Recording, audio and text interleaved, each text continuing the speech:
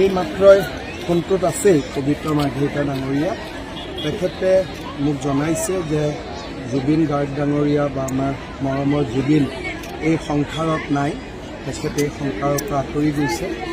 খুব মৰ্মান্তিক ঘটনা, মৰ্মান্তিক দুখদায়ক ঘটনা।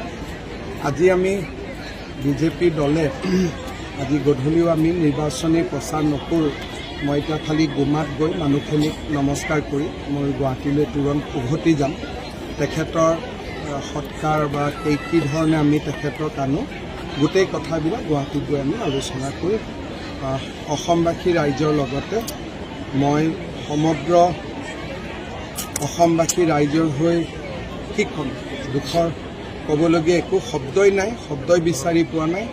এটা মৰ্মান্তিক ঘটনা, জাতিৰ অপূৰণীয় ক্ষতি, জাতিৰ এটা অমূল্য সম্পদ আমি হেৰুৱাই পেলালোঁ।